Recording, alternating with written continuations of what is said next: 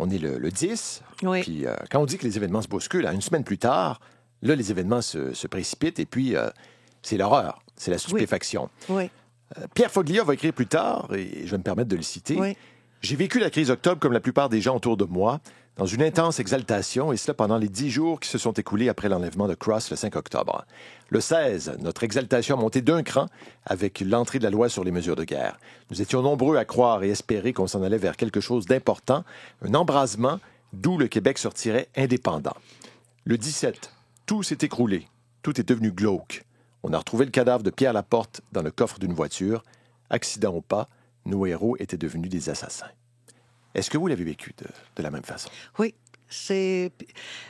Puis vous voyez, vous en parlez et ça me cause encore cet même état de stress que j'ai vécu ce jour-là, le jour de l'annonce de la mort de Laporte. De Pierre Laporte. Parce que, qu'est-ce que vous voulez? C'est sûr qu'à un moment donné, on dit, tu t'es engagé dans le FLQ, vous parliez dans vos communiqués que vous alliez exécuter l'otage si on faisait pas, si on répondait pas à vos demandes. Donc, plusieurs m'ont dit, tu devais nécessairement t'attendre à ça. Non, parce que nous, ceux qui avions enlevé M. Cross, c'est bien dommage, mais c'était pas notre vision. C'était pas ce que nous voulions faire. Nous voulions libérer notre otage. On était dans une opération, disons, extrême, mais la libération de l'otage devait se faire. Donc, nous, on n'était pas dans les assassinats politiques. Ce qui fait que lorsque... à un moment donné, une fois tu te dis, OK, c'était ça le jusqu'au boutisme, tu t'es engagé là-dedans. Après ça, il y a un mouvement de recul, puis on dit non, c'est pas ça qu'on voulait. Oui.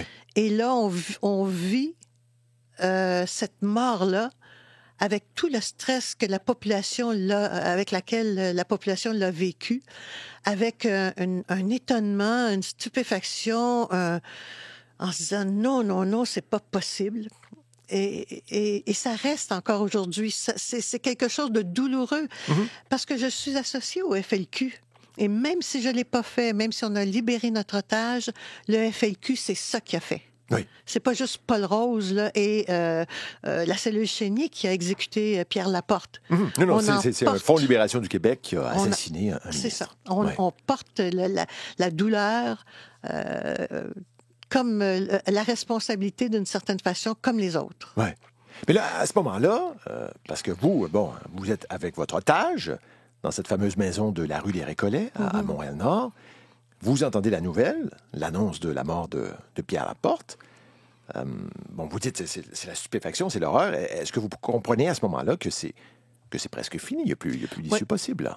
Pour moi, c'était fini. Pour moi, c'était évident qu'avec la mort de Pierre Laporte, c'était la fin de notre action. C'était la fin, je pourrais dire aujourd'hui la fin du FLQ parce que c'est effectivement ce qui s'est passé. C'était la fin.